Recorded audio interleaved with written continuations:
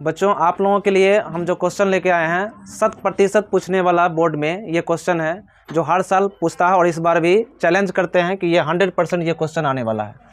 0.13 पर जो रैकडिंग है इस टाइप का प्रश्न हमें हमेशा पूछा जाता है इस टाइप का। तो इस क्वेश्चन को आइए सीखते हैं और 1 नंबर जो है बोर्ड में लेते हैं अच्छा से, कोई दिक्कत नहीं होना चाहिए इस क्वेश्चन में।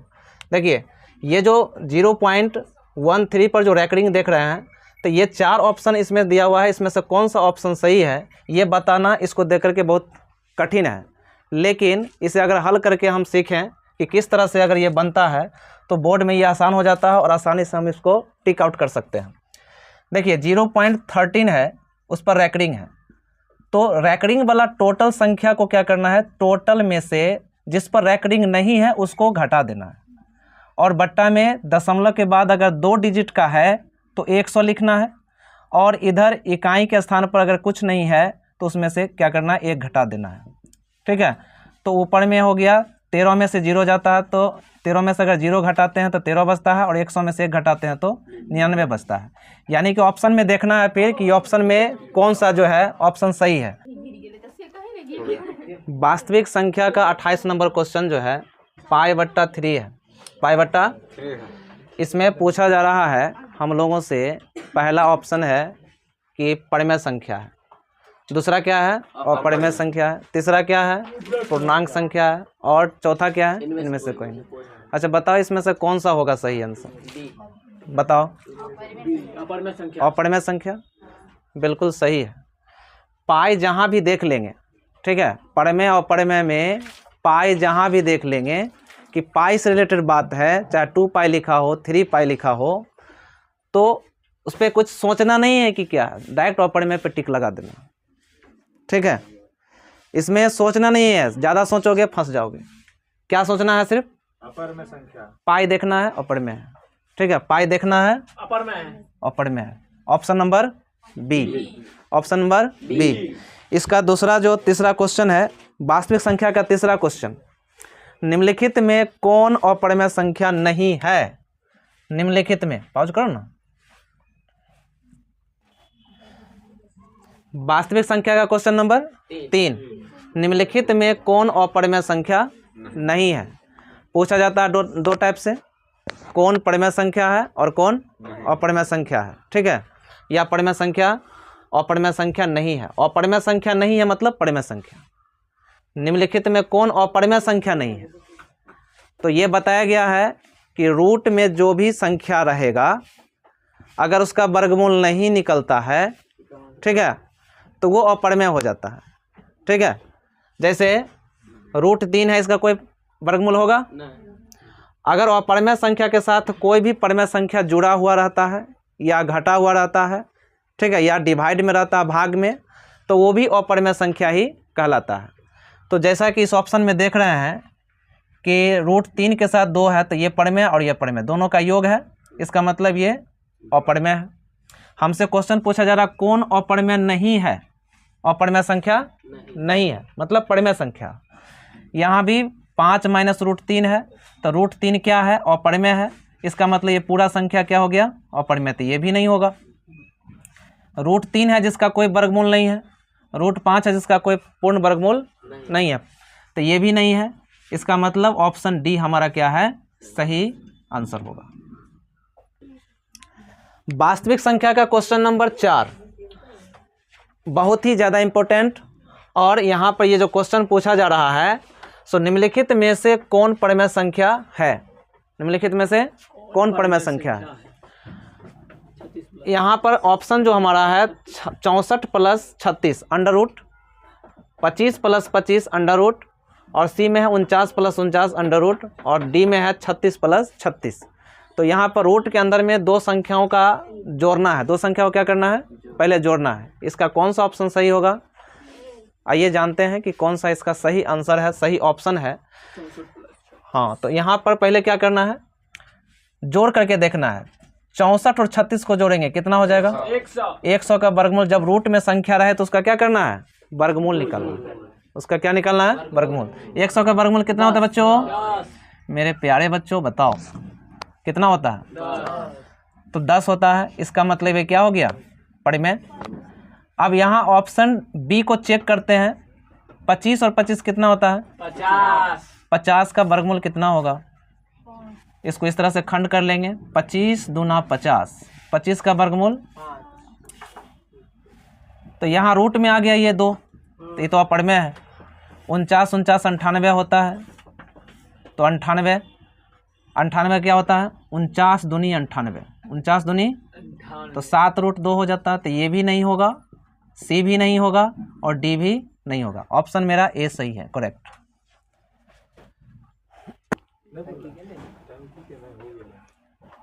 हाँ, हमारा जो ये क्वेश्चन नंबर वास्तविक संख्या का जो 6 है, 6 नंबर जो क्वेश्चन है वास्तविक संख्या का, काफ़ी ज़्यादा इम्पोर्टेंट है।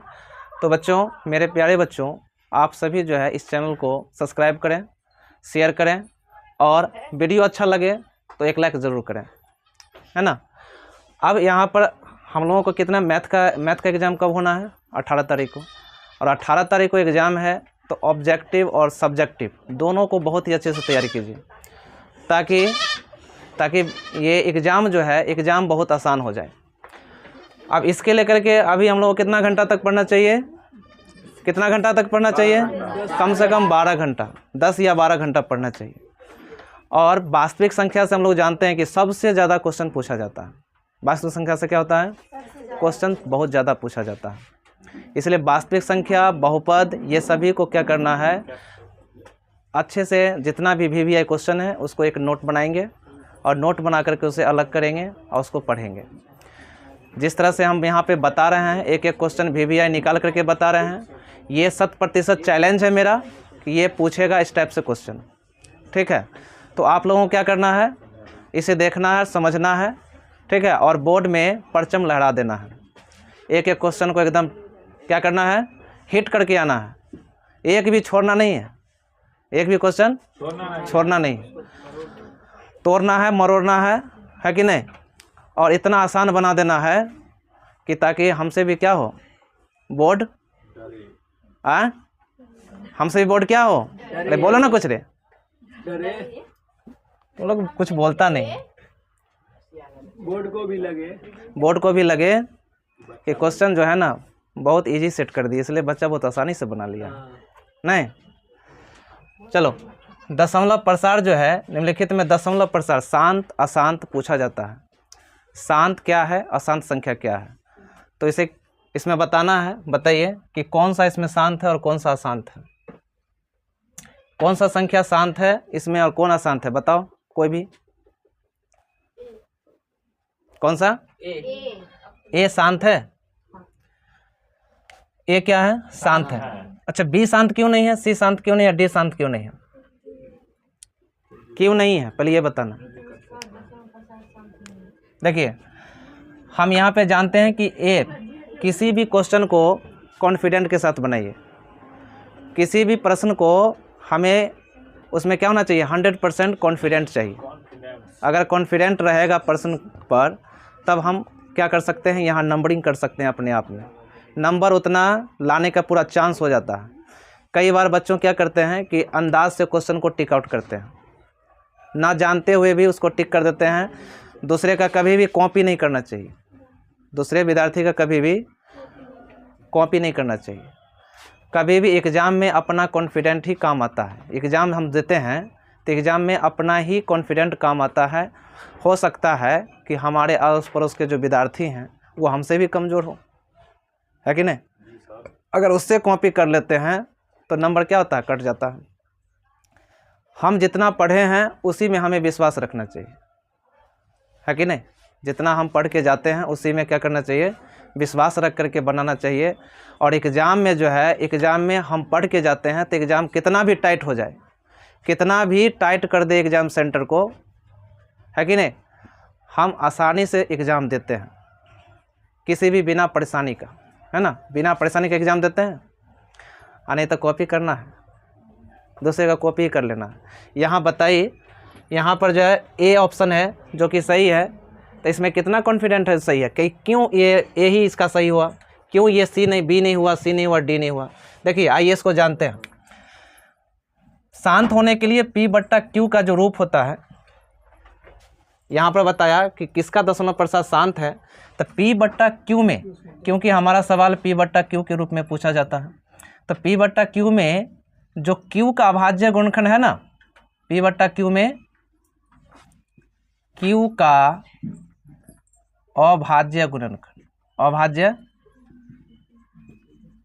गुणनखंड P बट्टा Q में Q का क्या करना है, अभाज्य गुणनखंड में क्या आना चाहिए, 2 पर पावर m और 5 पर पावर n के रूप का होना चाहिए, होना। P बट्टा Q में किसका अभाज्य गुणनखंड करेंगे, Q का। Q का अभाज्य गुणनखंड 2 पर पावर m और 5 पर पावर n के जैसा होना चाहिए, तभी जा करके वो शांत हो सकता है। अगर 2 और 5 के अलावा कोई तीसरा संख्या अगर आता है, 2 और 5 के अलावा कोई तीसरा संख्या आता है तो अशांत हो जाता है। ठीक है, सिर्फ 2 भी रहेगा तो भी शांत, 5 रहेगा तो भी शांत। ठीक है, 2 और 5 भी रहेगा तो शांत, अकेले में भी रहेगा तो शांत, लेकिन ये 2 संख्याओं के अलावा कोई तीसरा संख्या ना हो।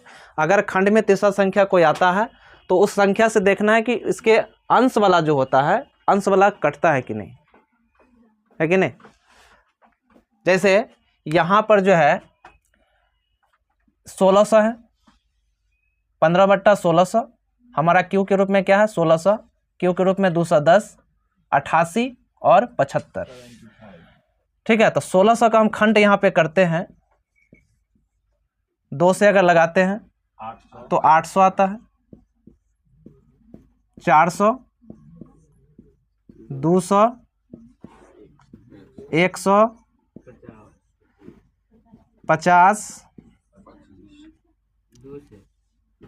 25, फिर 25 आ गया तो किससे लग जाएगा, 5 से, फिर 5 से लगेगा, 5 एकम 5। तो 1600 का जो अभाज्य गुणनखंड किया गया उसमें क्या है, 2 है और क्या है, 5। तो 2 और 5 तो मिल गया। और यहाँ पे m और n क्या है, तो m और n एक पूर्णांक है जो कि 2 और 5 की संख्या को दर्शाता है। बच्चों यहाँ पर 2 की संख्या कितना है, 1 2 3 4 5 6, तो 2 पर पावर कितना हो गया, 6, और 5 कितना बार है, तो किस रूप का ये है, 2 पर पावर m और 5 पर पावर n के रूप का है, 2 पर पावर m और 2 पर 5 पर पावर n के रूप का है। इसका मतलब ये हुआ कि ए ऑप्शन जो है हमारा वो सही है। ठीक, ये ऑप्शन क्या है हमारा, ए सही है, ऑप्शन हमारा ए क्या है, करेक्ट है, शांत दशमलव है। और शांत कब होगा, जब Q में 2 और 5 के अलावा कोई तीसरा संख्या आ जाएगा। ठीक, समझाना ही तो है।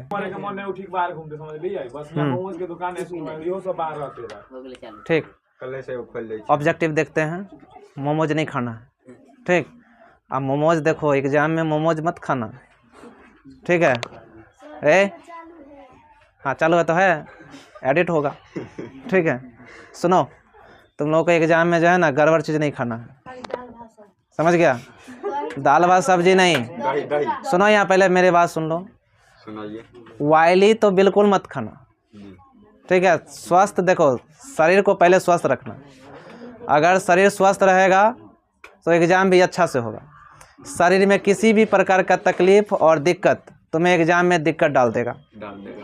ठीक है, अगर तबीयत ज़्यादा ख़राब हो जाएगा, ऑयली चीज़ क्या करता है, शरीर को इफेक्ट करता है, हमारी बॉडी को इफेक्टेड करता है, और इफेक्टेड करेगा तो पेट खराब होगा, पेट में दर्द होगा, मिचलन होगा, उल्टी हो सकता है। तो ऐसे में एग्ज़ाम दे पाएंगे, नहीं दे पाएंगे। इसलिए एग्ज़ाम को देने के लिए हमें स्वस्थ रहना क्या है, बहुत अनिवार्य है। स्वस्थ रहना क्या है, अनिवार्य है। इसलिए लालच छोड़ देना, रास्ते में लालच चीज़ वाला बहुते बना रहता है, जैसे तरह तरह का समोसा गरम गरम छानते हुए देख सकते हो, है कि नहीं। नहीं, खाना ही नहीं है तो उधर से आएंगे तो क्या खा लेंगे, खाने का देखो 7 दिन नहीं खाना है। देखो कोई भी ऐसा चीज़ मत खाओ, लास्ट दिन जितना खाना है 6 दिन के बदले, जितना 5 दिन के बदले खाना 6वां दिन, ठीक है, उतना खा लेना।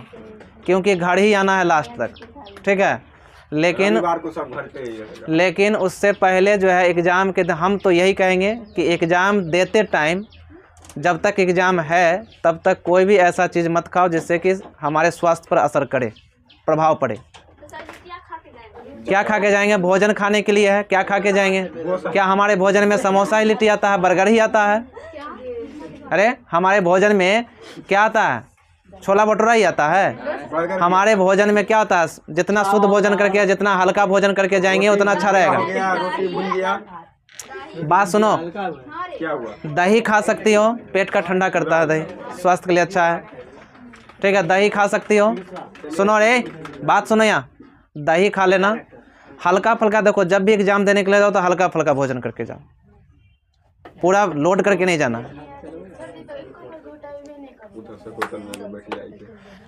ऐसा नहीं कि उधर से अगर भूखे आ रही है तो भूख लगा हुआ तो चलो एकदम चाट खा लिए, समोसा खा लिए। अंदर में जाके लोटा खोज रहे हैं।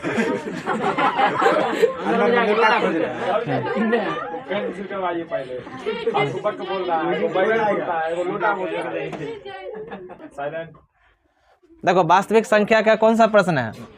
छठवां।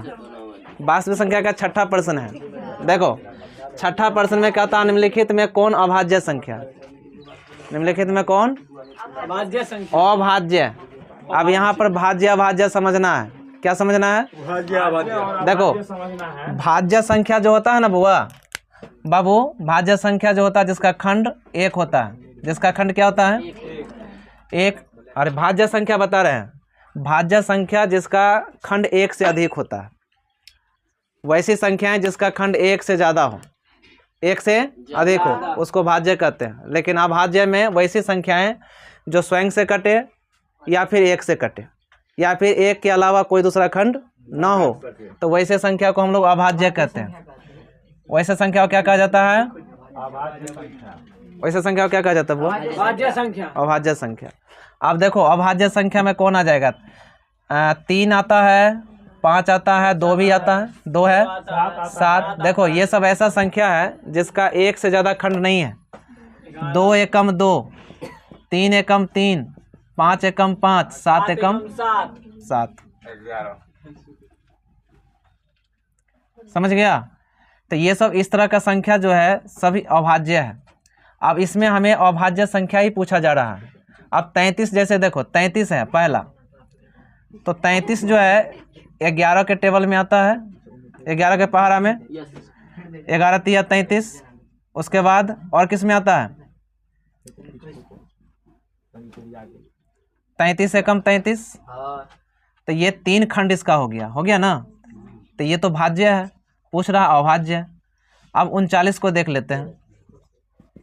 13 तिया 39, 39 एकम और 3 इंटू 13। तो इसका भी, ये भी क्या भाज्य है। सी में देखते हैं, सी में कितना है? 38, 19 दूना 38। और किस में आता है? 38 एकम 38। अब देखो ये भी भाज्य है, तो A wrong, B wrong, C wrong है ना। तो क्या ऑप्शन सही होगा? डी होगा। 31 किसी भी पहाड़ा में आता है, बताओ? No sir. तो 31 एकम 31, इसलिए अभाज्य संख्या में क्या आ जाएगा? 31। वास्तविक संख्या और क्वेश्चन नंबर कितना? Question number 17। वास्तविक संख्या का क्वेश्चन नंबर 17। महत्तम समावर्तक पी क्यू और लघुत्तम समावर्तक क्या है? पी क्यू बराबर है किसका? ऑप्शन ए है P and Q, P into Q, P बट्टा Q, P square into Q square और क्यू बट्टा पी। ये 4 ऑप्शन है। तो इन 4 ऑप्शन में से कौन सा ऑप्शन सही है, इसको जानने के लिए आइए हम सब जो है इस वीडियो को अंत तक देखें। और वीडियो को आप सभी जो है लाइक, कमेंट और सब्सक्राइब ज़रूर करें, ताकि इस प्रकार का वीडियो जो है आप लोगों को समय समय पर मिलता रहे। और यहाँ पर देखते हैं कि P एंड Q ये महत्तम है और लघुत्तम भी P और Q ही है। तो लघुत्तम और महत्तम दोनों दिया हुआ है, तो यहाँ पर संख्या क्या हो सकता है? क्योंकि फॉर्मूला में क्या होता है कि हम लोग सूत्र से जानते हैं कि एक संख्या गुने दूसरी संख्या, एक संख्या गुने दूसरी संख्या बराबर क्या होता है? HCF into LCM, HCF into LCM। तो यहाँ पे HCF भी हमें प्राप्त है और LCM भी हमें प्राप्त है, PQ, और फिर LCM भी PQ। तो हमें संख्या जानने की जरूरत है, तो हम मान लेते हैं कि यदि P तथा Q दो संख्या है तो एक संख्या गुने दूसरी संख्या, हम संख्या क्या मान लिए? P और Q को दो संख्या मान लिए। तो यहाँ पर अगर हम इसको रखते हैं P इंटू Q बराबर HCF गुने LCM, तो ऑप्शन हमारा क्या हो जाता है? ए करेक्ट हो जाता है। ऑप्शन ए हमारा सही आंसर है, ऑप्शन ए।